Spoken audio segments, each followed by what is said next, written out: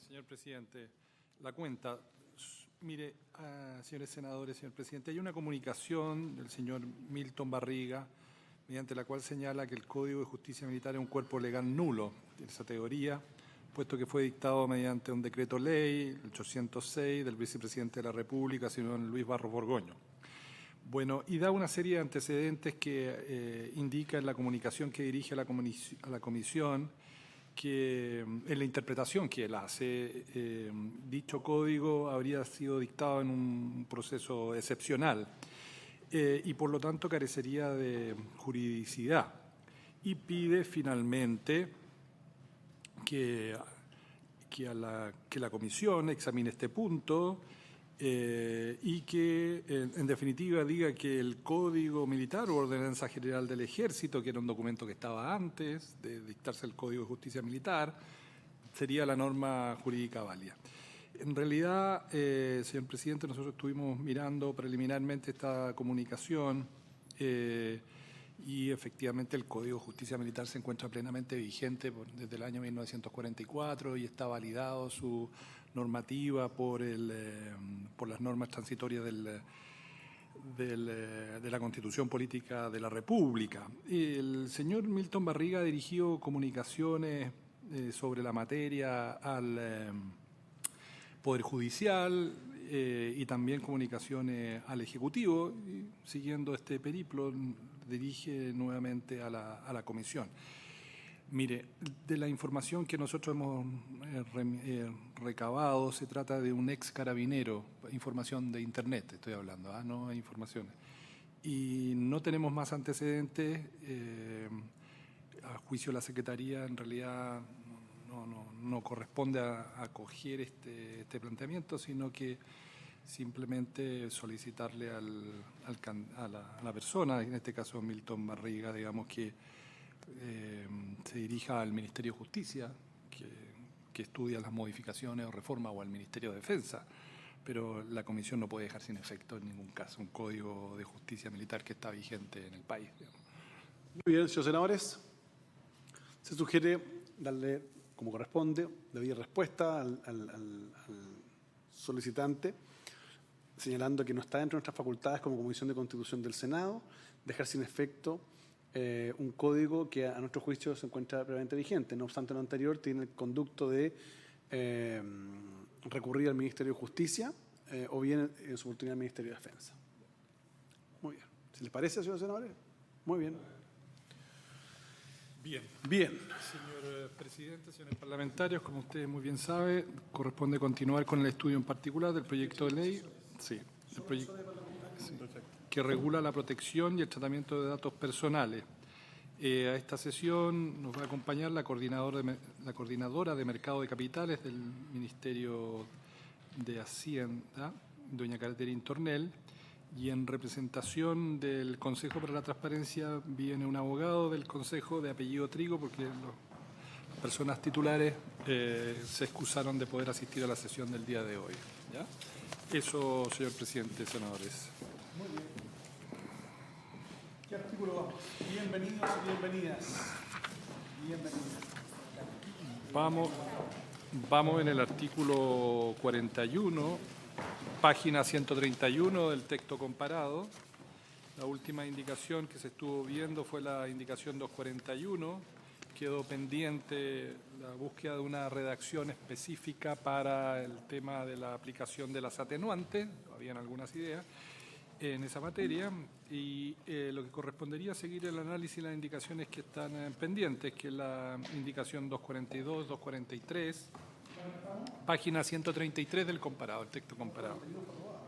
Lo que pasa es que la indicación 241 simplemente hacía un cambio de referencia, 4 y 5, pero a propósito de la discusión de la indicación 241, el Ejecutivo hizo referencia a una propuesta de redacción final, de redacción de este inciso del artículo 241, era el inciso tercero, y en el análisis de la redacción propuesta por el texto del Ejecutivo, que figuraba en la página 15 del texto de trabajo del grupo de asesores, quedó pendiente la elaboración de una nueva redacción de tal manera de de evaluar de mejor manera cómo iban a concurrir las atenuantes, que iban a tener un piso y un techo, y en virtud de eso quedó para más adelante. El Ejecutivo iba a reunirse con el grupo de asesores para buscar una redacción a esa disposición. Y en consecuencia lo que correspondería seguir viendo las otras... ¿Eso tiene referencia con el artículo 41? Sí, 41. Y yo explicaba que a propósito de la discusión de la indicación 241 surgió ese otro tema, el que yo me comentaba, de una redacción alternativa para hacer cómo se iban a ponderar las atenuantes y cuáles eran los pisos y los techos de las atenuantes. Recuerden usted la discusión era si podía bajar hasta la amonestación, una infracción gravísima. ¿Se acuerdan? Entonces, lo que le pedimos al Ejecutivo que se ajustara con los asesores y viéramos una forma de redactar algo que fuera proporcional. Bien. ¿Ya queda pendiente los 3 primeros incisos del 41? ¿Eso? Es que estamos por indicación. La 241 fue aprobada, pero a propósito de esa indicación se abrió esta discusión que está pendiente. Ahora vamos a la indicación 242 que está en la página 133 del comparado. Sí, pero una cosita adicional. Lo que pasa es que el inciso segundo y el inciso tercero se refieren a la Agencia de Protección de Datos y claro, eso queda pendiente porque es parte de la materia de la discusión amplia sobre cuál va a ser el organismo y sus características. Pero en lo demás correspondería, como dice el presidente, pasar a la 242. Presidente, de la lectura que estuve haciendo del proyecto, pese a que no hay indicación, me gustaría que le echáramos una mirada a la letra A de ese mismo 241. Perdón, del 41. En la misma página 132. No, mire, es que ahí lo que quiero saber... ¿Te enchufaste, Felipe? ¿Sí? No, dice, si la conducta fue realizada por el responsable con falta de diligencia o cuidado, a sabiendas o maliciosamente. Entonces lo que quiero entender es qué quisieron decir con el a sabiendas, porque da la impresión, a primera vista, que podría estar de sobra, porque uno entiende que hubo falta de diligencia o cuidado y también que la conducta puede haber sido maliciosa. Pero ¿qué se quiso decir con esas sabiendas? ¿Cuál hipótesis quiso encuadrarse? Esto puede ser tomado en proyecto ejecutivo. Sí, sí.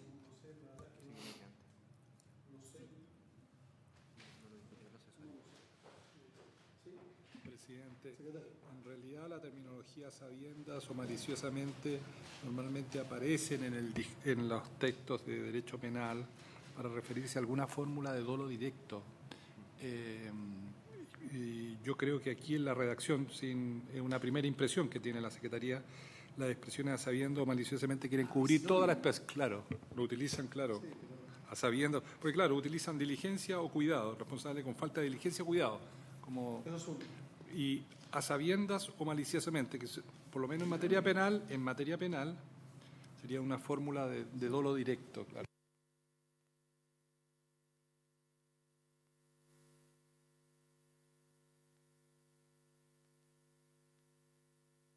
Por último, yo sugiero que lo echamos una revisada, que quede anotado ahí para que la lectura final lo revisemos, porque a mí puede ser un sinónimo y que si se utiliza así en la jerga penal lo dejamos, pero no es lo mismo en principio. Vamos a revisar.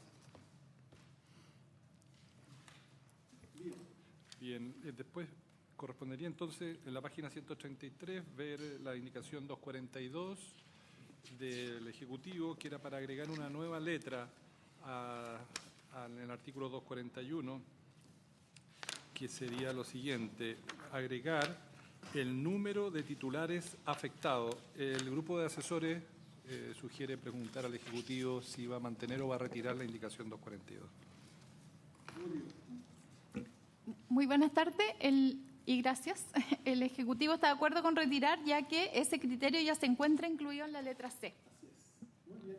Retirada entonces la indicación 242. Vamos a la indicación 243 del Ejecutivo para introducir a continuación del inciso quinto el siguiente inciso nuevo. Las multas serán a beneficio fiscal y deberán ser pagadas en la tesorería comunal correspondiente al domicilio del infractor dentro del plazo de 10 días, contado desde que la resolución del Consejo se encuentre firme, El comprobante de pago correspondiente deberá ser presentado al Consejo dentro del plazo de 10 días contado desde que se hubiere efectuado el pago.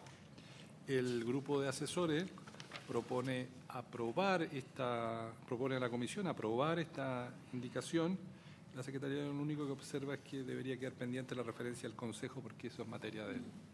Sí, un punto que quisiera hacer presente acá es que la experiencia comparada señala que la conveniencia de que a lo menos un porcentaje de las multas sean para el servicio, sea consejo o sea agencia, queden para efectos justamente de poder financiarlo. Y eso es parte de su autonomía. Ojo con eso. Porque si le vamos a dar autonomía, pero va a estar dependiendo permanentemente del tema presupuestario, ahí hay un punto que se nos hizo ver en su oportunidad, que cualquiera sea la institucionalidad, un elemento de autonomía era que parte de las multas pudiesen ir al financiamiento y así evitar que el Ejecutivo pueda manejar, digamos, a través del presupuesto, digamos, una forma de control de esta institución que queremos que sea autónoma. Entonces, lo pongo como discusión porque creo que es un punto relevante al momento de tomar la decisión. ¿Ya? Entonces, presidente, ¿se aprobaría la Sí, lo aprobaríamos, pero, insisto, creo que es bueno conversarlo con el Ministerio de Hacienda para mirarlo con más detalle. ¿Les parece? Senador Pérez a favor, senador Alamán, senador Arboe. 3 votos por la afirmativa, ninguno negativa, con las prevenciones ya indicadas. Se aprueba la indicación 243. Después viene la indicación 244, que es del Ejecutivo, para eliminar la frase de la misma naturaleza. Recae en el inciso final del artículo 41. En caso de que se verifique la concurrencia de 2 o más infracciones, se iría a la parte de la misma naturaleza. Se aplicará la sanción correspondiente y continúa el texto igual. El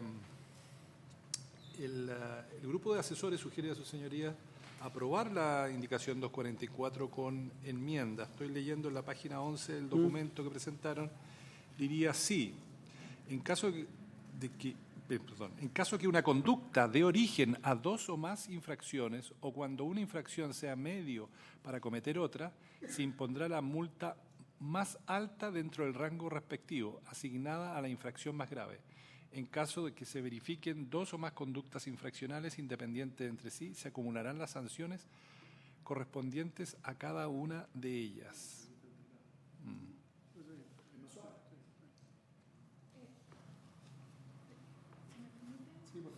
Gracias, señor presidente. No es más suave, lo que pasa es que clarifica, porque antes no se sabía a qué se refería con de la misma naturaleza. Que podemos decir que todas las infracciones son de la misma naturaleza porque todas vienen de un maltratamiento de los datos personales.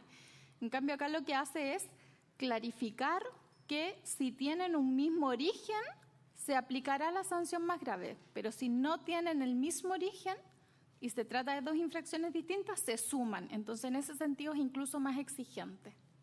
Me parece que está bien. ¿Se le parece entonces a los senadores? Se aprobaría entonces la redacción propuesta por el grupo de asesores, la indicación 244, unánime, senador Pérez, senador Alamán, senador Arboe. 3-0, aprobada.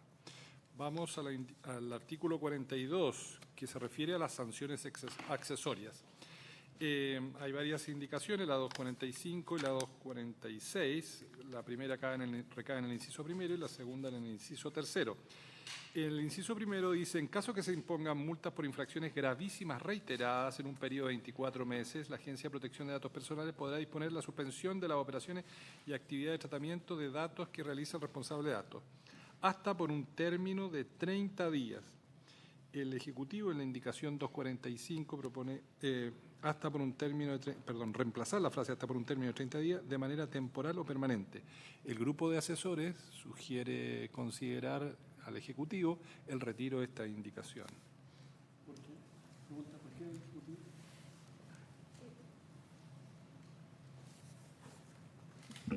Se consideró que establecer que se pueda suspender las operaciones de un responsable de manera permanente era una sanción demasiado excesiva, considerando que ya estaban establecidas las sanciones y que la ley ya contempla que se pueda suspender por 30 días y que se pueda renovar hasta que se adopten las medidas correspondientes.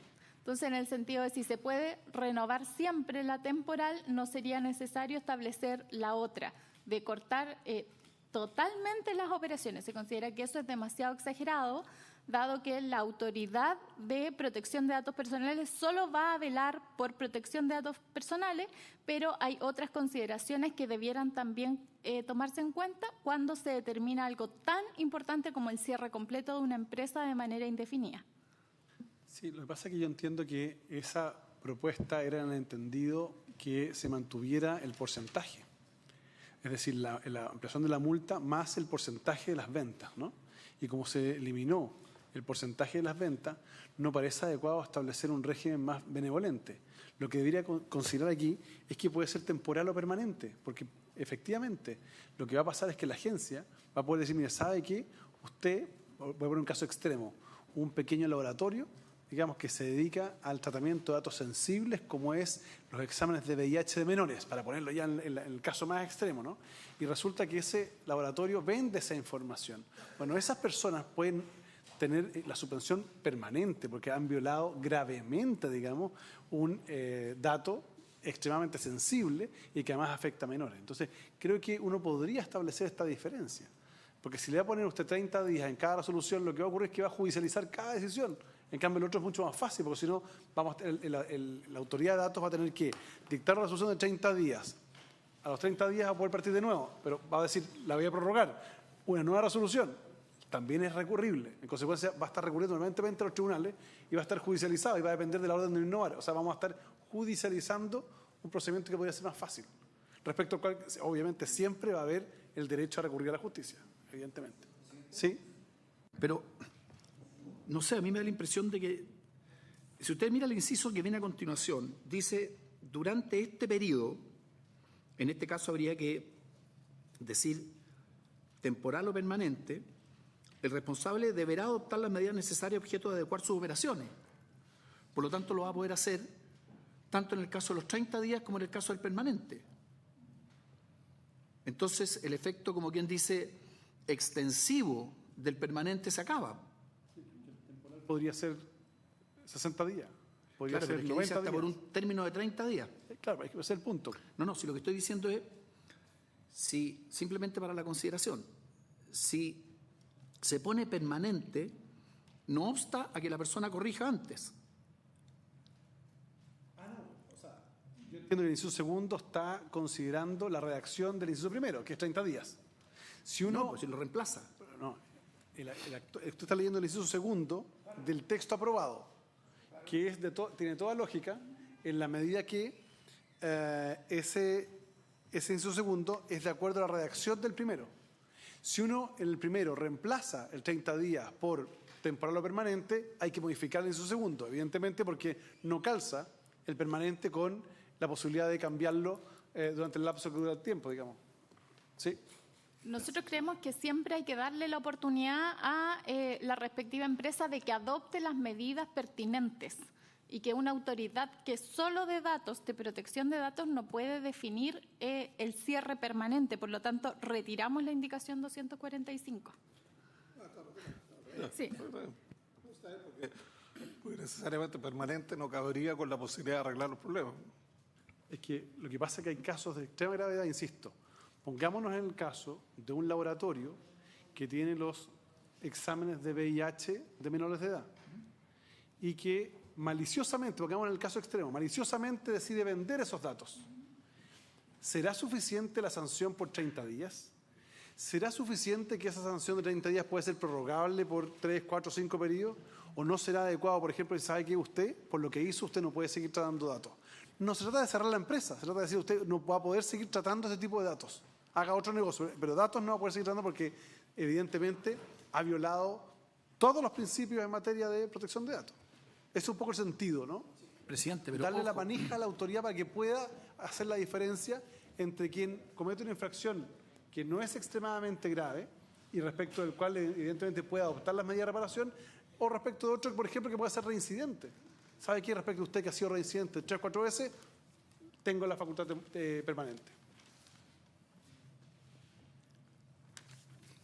no, presidente, lo que yo estaba pensando es lo siguiente, que Esta es una sanción accesoria.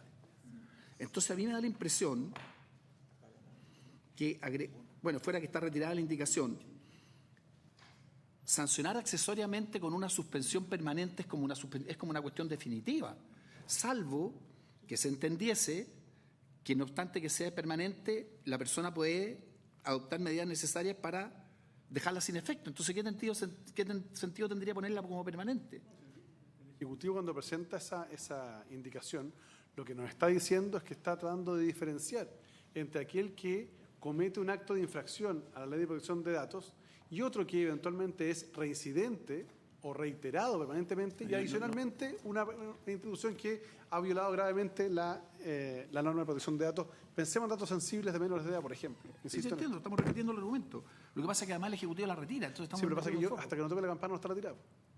Ese es el punto. Ah, bueno. Por eso te digo, si no lo puedo someter a votación. Senador Pérez. Presidente, aquí lo que nos lleva a discutir la indicación del 245 es que estas sanciones accesorias tienen una entidad de gravedad distinta.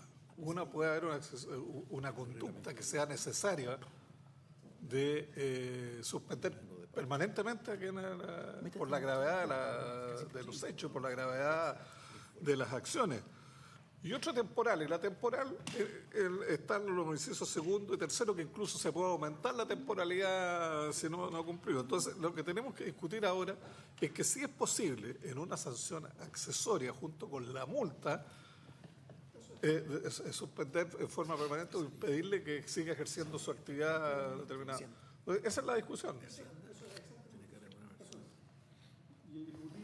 Que consideró que era importante mantener una posibilidad de tener una sanción temporal y otra una sanción permanente. Y después, por acuerdo del equipo asesor con el Ejecutivo, toma la decisión de retirar la indicación. Eso es lo que está ocurriendo hoy día. Entonces, yo no estoy de acuerdo con eso, digamos, pero es muy legítimo que así lo plantee. Nosotros como ejecutivos también, al seguir profundizando nuestro conocimiento del tema, nos convencimos de que era mejor retirar la indicación que presenta la posibilidad de que sea permanente el cierre de la empresa, porque hay que dar la oportunidad de tomar medidas que corrijan el modelo y prevengan de nuevo que se cometa la misma falta, que tiene que ser cierre temporal, no obstante ese cierre se pueda ir renovando o puede extenderse a más tiempo, pero cierre definitivo nos parece una sanción demasiado fuerte, sobre todo considerando lo que dice el senador Alaman, que es sanciones accesorias, aparte de las sanciones que ya habíamos definido antes. Pero si lo que pasa es que al final... Si yo me voy al ejemplo que ha dado el presidente de la Comisión, indudablemente que una empresa que tiene en su poder los datos de niños con una determinada patología y hace un mal uso, yo le voy a aplicar una multa. Y a mí me parece también que yo buscaría cerrarla, porque verdaderamente la magnitud, la entidad del daño que provoca es demasiado alto. Es una cuestión distinta que a través de un mal procedimiento, de una cosa irregular, el tipo entregó, entonces le dice, ¿sabe? Yo lo voy a suspender y usted tiene 30 días o más días o no sé cuánto para mejorarlo. Pero si la entidad que estamos fiscalizando realiza una acción que es claramente reprochable, que es claramente cuestionable, yo creo que el tema de la suspensión permanente debiéramos tenerla presente. Sí, justamente siguiendo la lógica del senador Pérez, y lo que pasa es que, vuelvo a insistir en esto, no se trata aquí de que uno busque primero cerrar la empresa, porque cuando uno habla de cerrar, cree que la empresa no se cierra. Esto solo es la prohibición de tratar datos. Una empresa podrá seguir funcionando, pero no va a poder seguir tratando datos, dado que ha incurrido en una infracción grave, probablemente reincidente, porque tenemos una autoridad, que es una autoridad que va a tomar en consideración las atenuantes, las agravantes, que va a ponderar, que va a aplicar las multas. Pero ¿cuál es el sentido de la norma? ¿Es el sentido de la norma hacer que el Estado recaude más? No, más allá de la multa. Señor Sáenz, no queremos que usted siga tratando datos porque efectivamente está generando un daño. Usted lo que hizo, usted tenía un laboratorio y resulta que trataba datos de VIH de niños y usted los vendió. Y yo le cerré temporalmente y usted me dijo que lo iba a corregir y volvió a hacerlo. ¿Sabe qué? En ese caso, yo a usted le cancelo su derecho a tratar datos. Eso es lo que estamos planteando.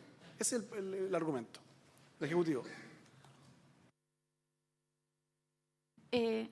que el artículo 41, inciso 2, 3, 4, establece que en caso que exista reincidencia, la Agencia de Protección de Datos Personales podrá aplicar una multa de hasta 3 veces el monto asignado a la infracción cometida. Entonces ya hay un castigo pero vuelvo grave. A insistir en esto, Catherine. Vuelvo a insistir en esto. El objetivo del Estado no es ser recaudador a través de multas, es evitar que los niños, niñas y adolescentes, por ejemplo, queden expuestos a que una persona con total descriterio se dedique a vender o a transar sus datos personales. O sea, ¿qué sacamos? ¿Cómo le decimos a esa familia, a ese hombre, a ese niño, a esa niña que han violentado su derecho a la protección de datos permanentemente? ¿Cuál es la sanción? No, sálvase que le hemos aplicado 3 veces la multa. Y la persona dice, ¿qué importa la multa? Que no siga tratando datos. Lo que pasa es que, senador, en la economía actual casi no hay empresas que no traten datos o que puedan llevar a cabo su negocio sin tratar datos. Casi todas las empresas necesitan tratar datos para llevar a cabo su negocio. Y lo que decimos es que la Autoridad de Protección de Datos Personales va a tener en cuenta su objetivo de protección de datos personales, pero no va a tener en cuenta, por ejemplo, la competencia que debe darse en ese mercado, por ejemplo, si son solo 2 proveedores de ese servicio, otros factores, no sé, si se trata de una empresa del sistema financiero, la estabilidad del sistema financiero. Entonces es importante considerar otros factores en la decisión de cerrar una empresa de forma permanente. Esta fue una de las observaciones que hizo la industria, usted sabe. A mí por lo menos me vieron la audiencia por LOI y me dijeron que esto era muy gravoso para ellos. Entonces yo entiendo que aquí hay una representación del mundo de la empresa y están asustados con esto. Yo insisto en esto, creo que es muy importante mantenerlo, porque lo contrario puede darse la posibilidad de que más allá del régimen de multas tengamos personas dedicadas, instituciones dedicadas a tratar datos de manera completa y enteramente irregular o ilegal. No, presidente, Senador. yo quizás me expresé mal cuando traté de hacer mi primer argumento, porque salvo que cambiemos el inciso segundo, el efecto práctico que tiene declarar que sea permanente es 0. ¿Qué dijo el senador Víctor Pérez? O sea, más allá de la técnica legislativa, porque el inciso segundo está tomado para efectos de darle continuidad a lo que dice el actual inciso primero, que dice 30 días. La discusión es otra, es que si vamos a incorporar o no el régimen de sanción permanente. Si lo establecemos, bueno, habrá que buscar el inciso final probablemente donde se incorpore. Eso es. Una pregunta, presidente. Sí. En las sanciones que se establece para las conductas gravísimas, no está el cierre, ¿no es así? Entonces, esto sí que es raro, porque entonces resultaría... No, está bien, pero entonces lo que tenemos que hacer con técnica legislativa correcta, si yo puedo suspender una empresa en forma permanente y además vamos a cambiar el inciso segundo, resulta que la sanción accesoria pasa a ser más potente que la sanción principal. Porque si la sanción principal son puras multas y no está como quien dice el cierre global de la empresa, entonces vía sanción accesoria la cerramos. Porque la sanción principal no necesariamente es más importante que la accesoria. Son sanciones de multa, es un régimen de multa. Cuando uno establece infracciones leves, graves y gravísimas y establece un régimen de multa como sanción, ese es un tipo de sanción. Pero adicionalmente, usted puede tener una sanción accesoria. Y esta sanción accesoria es... No, presidente, lo que ocurre es lo siguiente. Mire, si la comisión resolviera, ¿no es así?, que dentro de las sanciones puede estar el cierre definitivo. Está en la reiteración. ¿Dónde está la reiteración? En la reiteración de infracciones gravísimas. ¿Dónde está eso? Lo que pasa, presidente, esta sanción accesoria está pensada para la siguiente hipótesis. En caso que se imponga multa por infracciones gravísimas reiteradas. O sea, la hipótesis que están discutiendo ustedes es la eventual suspensión o de manera temporal o permanente. No es para cualquier hipótesis, sino que para reiteradas infracciones gravísimas. Eso es lo que yo siempre he dicho como reincidencia, ¿no? Claro, entonces no es accesoria. No es accesoria. No es accesoria. Pero es una, efectivamente, pero cae en el catálogo exclusivamente para las infracciones que son reiteradas y gravísimas. Ese es el punto. No, Si hay una escala. Puede ser accesoria, si muchas veces la pena accesoria puede salir más gravosa que la principal, como por ejemplo la inhabilitación perpetua de hacer cargos públicos a alguien que es condenado por 5 años por algún delito. y efectivamente una persona podría eventualmente ser condenada a 5 años por un delito y por aplicación de las atenuantes baja y queda cumpliendo en libertad, pero tiene inhabilidad por 5 años. La sanción accesoria es más gravosa que la sanción principal, así que no hay una relación con otra. Bien. Habría que redactarlo, otro no. Habría, efectivamente. Si les parece, dejaríamos esto pendiente para efectos de redactarla e incorporarla de manera tal que no tengamos un choque con el inciso segundo. ¿Parece? Ok. Muy bien, sigamos. Muy bien, presidente. Después tendríamos que pasar al inciso tercero. Entiende la Secretaría que la indicación al inciso tercero Igual. dice relación con la misma idea que estaba en el inciso primero, porque dice, si el responsable no da cumplimiento a lo dispuesto en la resolución de suspensión, se agrega en la indicación 247 del Ejecutivo la palabra temporal. Dejamos pendientes los dos. Dejamos pendiente, Vamos a hacer la redacción. pendiente antes de, para que le El compromiso es para la próxima sesión que el Ejecutivo con los asesores traigan una propuesta. Bien, pendiente. Entonces, vamos. pasaríamos a la indicación 247 del Ejecutivo, que recae en el artículo 43. El artículo 43, señores senadores y señora senadora, se refiere al Registro Nacional de Cumplimiento de Sanciones. Se crea el Registro Nacional de Cumplimiento de Sanciones, administrado por la Agencia de Protección de Datos Personales. El registro será público y su acceso gratuito. Se consultará y llevará en forma electrónica. En este registro se deberá consignar los responsables de datos que hayan sido sancionados por infringir los principios y obligaciones establecidos en esta ley, la conducta infraccionada, las circunstancias atenuantes y agravantes de responsabilidad y sanción impuesta. Finalmente, leo en la página 136, las anotaciones en el registro serán de acceso público por el periodo de 5 años a contar de la fecha en que se practicó la anotación. El Ejecutivo ha presentado la indicación 247, que cambia este precepto por otro, que también se refiere al Registro Nacional de Cumplimiento y Sanciones y mantiene algunos de los criterios que estaban ya establecidos. Y el grupo de asesores parlamentarios le sugiere a sus señorías considerar la posibilidad de agregar, o sea, tomar solo una parte de la indicación 247. Es la parte que aparece como la segunda oración en el inciso segundo. Dice así, ¿Cómo quedaría la propuesta? quedaría en los siguientes términos. En este registro se deberán consignar a los responsables de datos que hayan sido sancionados por infringir los principios y obligaciones establecidos en esta ley, la conducta infraccionada, las circunstancias atenuantes y agravantes de responsabilidad y la sanción impuesta. Y aquí viene lo nuevo.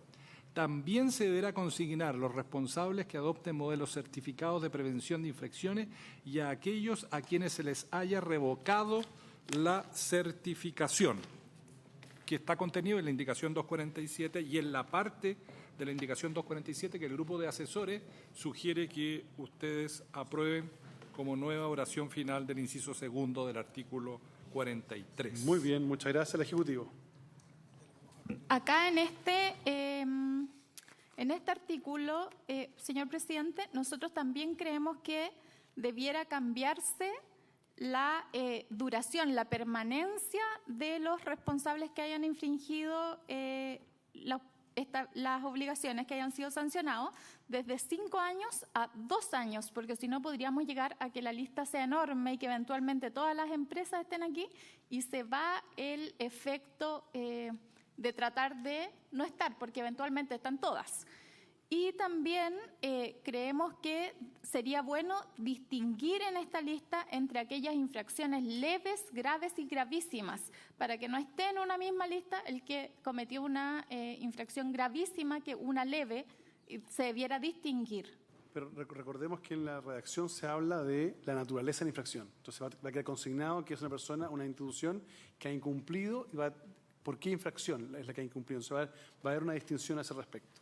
Ahora, respecto de bajar de 5 a 2 años, a mí me parece que es bastante poco, digamos, 2 años. Pensando que una persona natural hoy día que cae en el registro del DICOM no lo borra nunca más usted, aun cuando pague. Entonces tiene un pequeño problema, digamos. Entonces va a haber una disparidad entre quienes incumplen y son personas jurídicas y que los que incumplen son personas naturales respecto a otro tipo de obligaciones.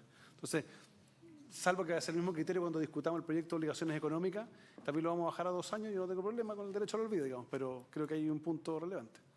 Senador Montes. La verdad que yo no he estado en este debate, pero lo normal de estos registros es que fallan por que no está claro quién los abastece, cómo los abastece, cuánto del tiempo, qué sanciones hay que si no lo hace oportunamente y quién debe responder las solicitudes. Mi pregunta es, ¿esto está bien resuelto en el resto de los artículos o no? Esa es mi consulta. Sí, esto está bien resuelto. Esto es un registro que además es un registro positivo y negativo. ¿Quién manda los datos? En la Agencia de Protección de Datos o el Consejo de Transparencia, la institucionalidad, sanciona e inmediatamente incorpora. Es que lo llevan ellos. La misma institución que sanciona lo hace, a diferencia de lo que ocurre, por ejemplo, con el registro pedófilo, que es que donde el Poder Judicial lo hace y lo manda al registro civil. Entonces hay un problema de comunicación. Como en este caso, la misma institución que sanciona es la que incorpora, no hay ese problema. Pero, Ellos definen qué sanciona. así es. Y incorporan al registro. Y además un registro que es importante y que digo para el récord también, es que es un registro positivo y negativo. Porque es un registro de cumplimiento y de sanciones. Es decir, vamos a tener quienes han incumplido, quienes han sancionado, pero también vamos a tener un registro de quienes tienen los modelos de prevención, quienes han hecho actividades positivas, con lo cual vamos a poder ver la foto completa, lo positivo y lo negativo. Ahora, respecto del plazo de bajar de 5 a 2 años, abre la discusión, que es la única diferencia, porque yo entiendo que respecto al texto estaríamos de acuerdo con el texto propuesto por los asesores, que estamos de acuerdo con el Ejecutivo, y la única diferencia sería si las empresas que caen en el registro duran 5 años o duran 2 años. ¿Cómo se ha zanjado la distinta naturaleza de la infracción en el inciso 1? Efectivamente, dice la conducta infraccionada. Es decir, se va infraccionada. Es decir, lo que se va a incorporar es que la empresa ha incumplido y el tipo de incumplimiento, es decir, cuál es la conducta que tuvo alguna infracción. Usted va a tener que decir si infracción leve, grave, gravísima, etcétera. Sí, presidente, señores senadores. Y con la frase que se agrega por parte de la indicación 247, además se consignan los responsables que adoptan modelos de certificación y prevención de las infracciones. O sea, es la idea positiva. Claro, el aspecto positivo. 5 o 2 años, senadores. Señor senador, 5 o 2 años. Yo soy partidario de mantener los 5 años, digamos, para ser honesto. Esa es mi posición. Además, eso es lo que se había trabajado en el equipo. Que se mantuvieran los 5 años. ¿Cuál es el argumento? El argumento del gobierno es decir que puede haber muchas empresas si es que son 5 años. Yo, déjeme decirle que creo que es importante que se mantenga un periodo alto para que sea un efecto disuasivo importante. Pero también, ojo, como es una información complementaria, positiva y negativa, ¿por qué lo vamos a bajar? Yo, empresa, que tengo un modelo de prevención, un programa de cumplimiento, y estoy en ese registro, oye, que dura 5 años, ojalá que dure más, porque yo, por ejemplo, voy a poner un ejemplo, si el próximo Cyber Monday yo aparezco con un programa de cumplimiento y tengo un sello que me distingue como una empresa que cumple en esta materia, oiga, que me dejen 5 y ojalá 8 y 10, pues marco la diferencia. A diferencia del DICOM, que solo es la foto negativa. Senador Pérez. A ver, ¿cuál es en verdad el objetivo de la diferencia, la gravedad de una u otra cifra? Porque estamos en la área digital, o sea, cuando yo aparezco en el registro, voy a estar 2 años en el registro, esa información pública no solamente son 2 años, sino que va a ser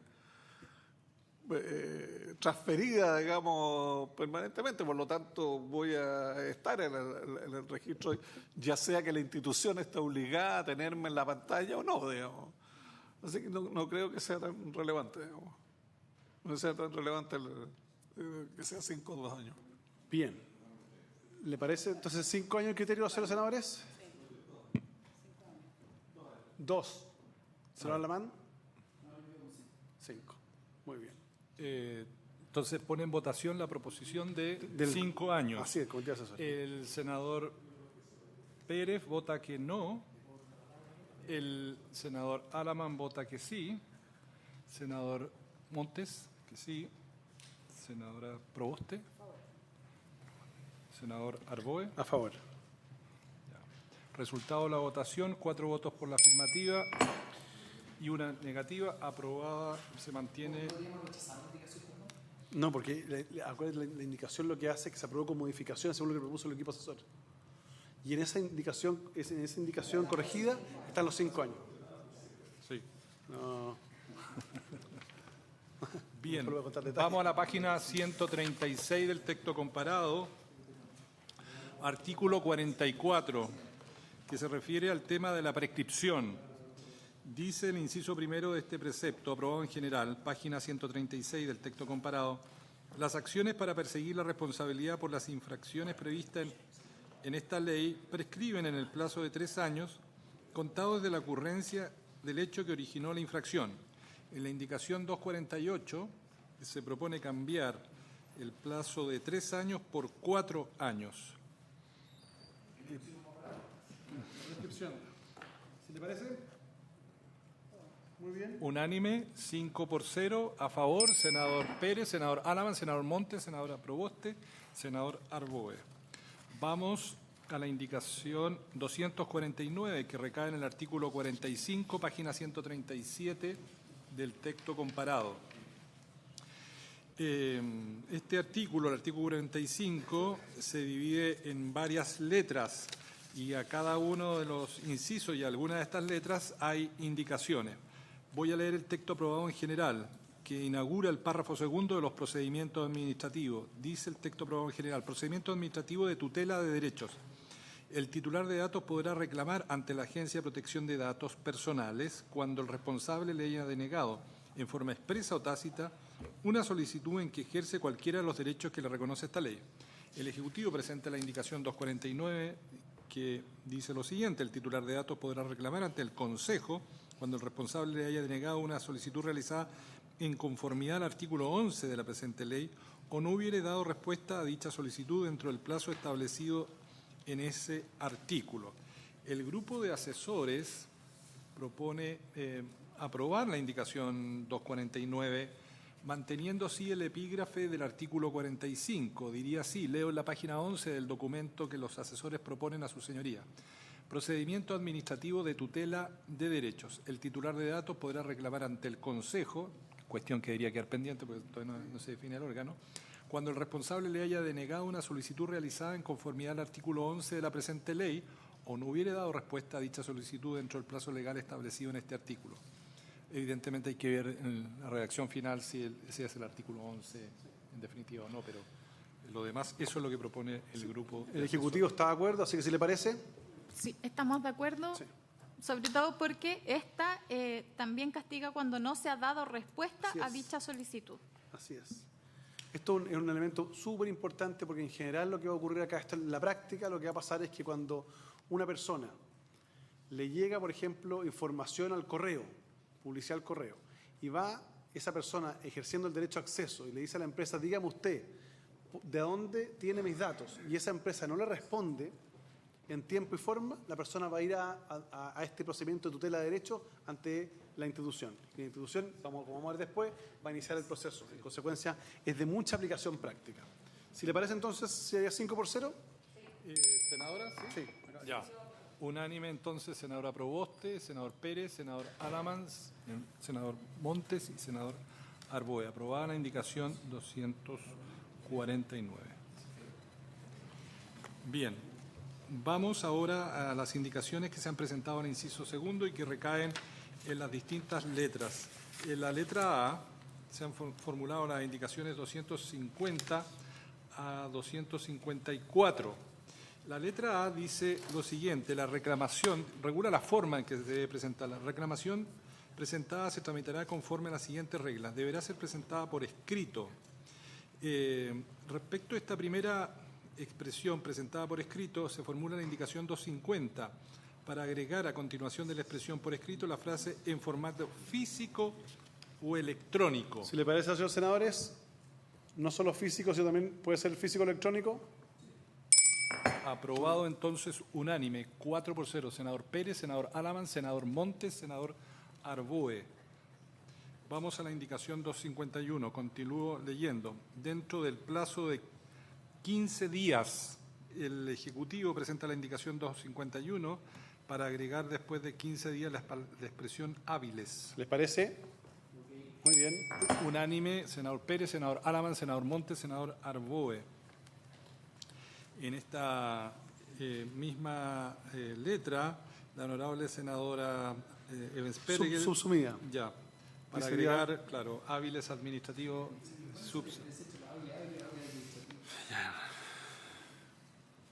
252 entonces aprobada y subsumida en la redacción de la indicación 251.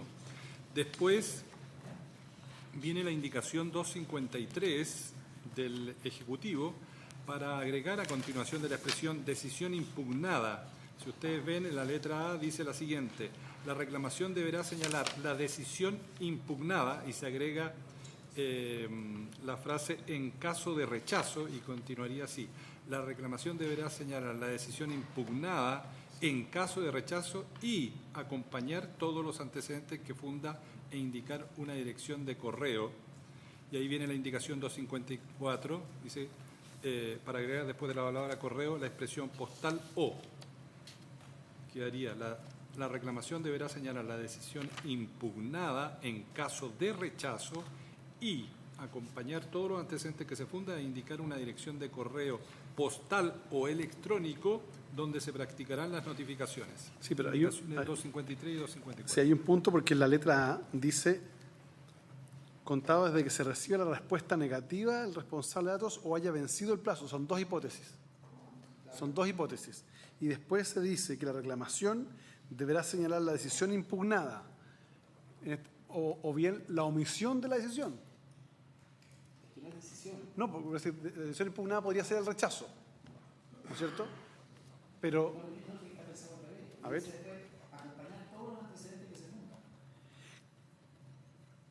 Está pensada desde el punto de vista del reclamante. Sí, está bien, pero, a ver, Ejecutivo. Nosotros estamos de acuerdo en el espíritu en que también se incluye el caso en que no hay respuesta La omisión, claro. y que este inciso solo se aplica Sí, en el caso en el cual hubo del una rechazo. decisión, solo en el rechazo. Claro. Por eso aclaramos que decisión impugnada, Claro. solo en el caso rechazo, pero seguiría siendo válido que también se castiga la Sí. no respuesta. Claro, aquí hay dos situaciones. Esto es una persona que va a la empresa y le dice: mire, sabe que usted tiene mis datos, no, deme respuesta. Y hay dos alternativas. O la empresa dice: sabe que yo voy a negar el derecho a acceso, en cuyo caso tiene 15 días para presentar el reclamo, y ahí dice, y tendrá que señalar la decisión impugnada, es decir, la decisión de la empresa de haberme rechazado mi derecho a acceso. Pero está la otra situación, es que fue a la empresa y nunca le dieron respuesta. En ese caso no quedaría consignado acá, entonces deberíamos considerarlo, el rechazo, decisión impugnada o rechazo, o la omisión de respuesta, o el hecho de no haberse dado respuesta, debería quedar así. Si le parece, aprobaríamos con ese cambio. Es para incorporar, porque ya hemos puesto que las dos situaciones son o rechazo de la solicitud u omisión de respuesta, lo que corresponde, entonces que en el escrito que se presente debe estar consignados los argumentos para impugnar el rechazo o bien el hecho de no haber recibido respuesta. Sí. ¿Qué pasa si la respuesta no tiene antecedentes, simplemente el rechazo? Es que ahí lo que va a ser, el fundamento, ¿no? Recordemos que este es el escrito del reclamante. Sí, pues. O sea, el reclamante lo que va a decir es que me rechazaron esto y por tanto va a acompañar todos los elementos de derecho en cual funda su pretensión. Por ejemplo, si es de acceso, el artículo tanto que consagra el derecho a acceso, etcétera. Pero perdón, es que no sé si estoy confundido yo. ¿No da la impresión que dice la reclamación deberá señalar la decisión impugnada? Ya, el rechazo. Está diciendo el fallo, por así decirlo, la respuesta. No, es que la decisión es de la empresa. Por eso. Ya. Después dice acompañar todos los antecedentes que se funda la decisión de la empresa. No, porque se funda No. la... Entonces hay que redactarlo de otra manera. La reclamación deberá señalar la decisión impugnada. Acompañar todos los antecedentes en que se funda, comillas, esta. Porque si no se entiende que son los antecedentes de la decisión impugnada. Perdón, Sí, está bien, está bien. Yo no entiendo Señor que- Monte ha generado mucha discusión. No, yo entiendo en el sentido inverso. Estos son los requisitos de admisibilidad del reclamo. Y por tanto, es que tiene que presentarse dentro de 15 días, tiene que presentarse por escrito y tiene que acompañar los antecedentes que funden su pretensión. Eso es lo que... Eso es lo que Felipe, está- si yo no tengo duda de eso, yo entiendo eso. Si lo que ocurre es que está redactado de una manera equívoca, porque da la impresión de la lectura, o puedo estar interpretándolo mal yo, que dice: la reclamación deberá señalar la decisión impugnada, acompañar todos los antecedentes en que se funda. ¿En qué se funda qué? La reclamación. Y no la decisión. No, la reclamación, evidentemente. Bueno, eso es lo que estoy diciendo. Evidentemente la reclamación. Yo lo entiendo así, pero se podría buscar una mejor reacción. No, yo es sugiero simple, a ver, acompañar todos los antecedentes en que ésta se funda. Y ahí se entiende que es la reclamación. No, porque esta sería al revés. Esta, O aquella, entonces. Aquella, eso es, aquella. Porque esta es la... Sí, correcto, tienes razón tú. Aquella. Aquella. Pero también debiéramos consignar la hipótesis de la no respuesta, es decir, la omisión de Redactémoslo respuesta. mejor. ¿Les parece? Entonces, ¿lo aprobaríamos consignando cada uno de estos elementos que hemos señalado? ¿Les parece? Muy bien. En votación entonces. Entonces, se pone en votación la indicación 253 con las enmiendas ya indicadas. Senador Pérez. Senador Alamán. Senador Montes, a favor. Senador Arboe, a favor. A favor. 4 votos por la afirmativa, ninguno negativo. Aprobada la indicación 252, perdón, la 253 que estábamos viendo con las enmiendas ya indicadas. Muy bien. La indicación 254 del Ejecutivo, el grupo de asesores propone cambiar, o sea, acoger la indicación 254, pero con una redacción distinta. Dice así, leo en la página 12 del documento: aprobar la indicación 254 con modificaciones.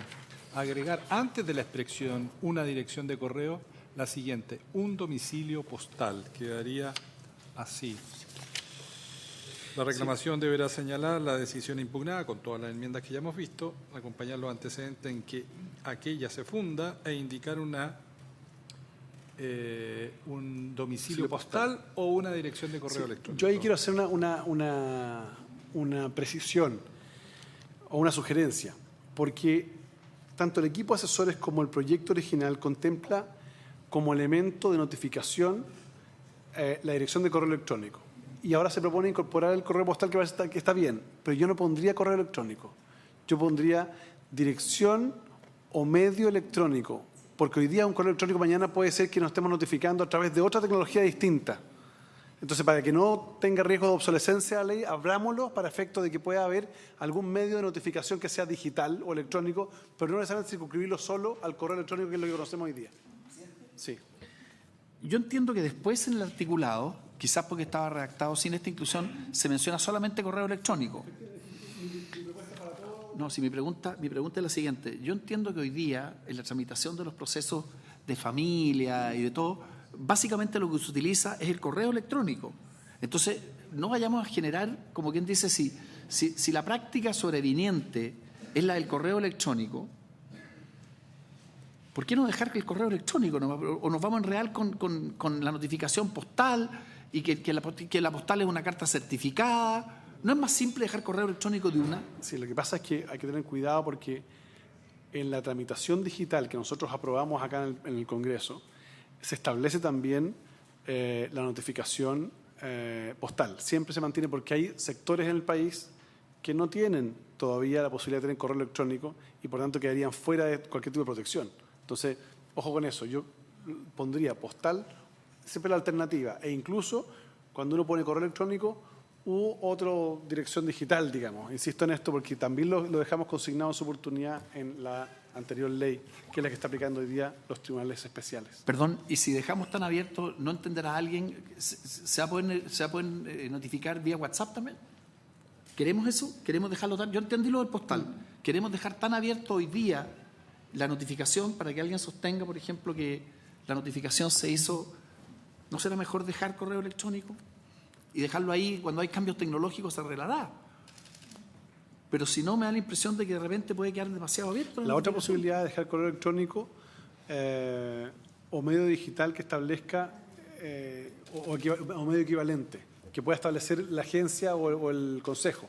O sea, dejar la autoridad esa evolución. ¿Qué es lo que me aterroriza? Es que tratándose de normas con alto contenido tecnológico, la definición de un tipo de tecnología nos pueda generar una obsolescencia en el corto plazo. Esa es mi única preocupación. Entonces, si le dejamos la puerta abierta, por ejemplo, a la autoridad, creo que sería interesante. ¿Le parece? Lo aprobaríamos entonces con correo postal, domicilio postal, correo electrónico o medio equivalente que al efecto determinará la agencia ¿Les parece? Sí. Se nos fue. Se fue Monte. Regio.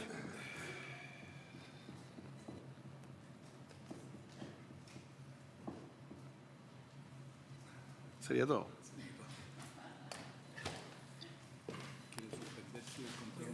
Ya, porfa.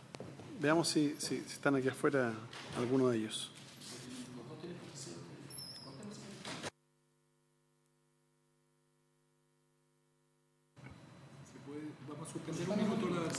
Suspendemos 3 minutos.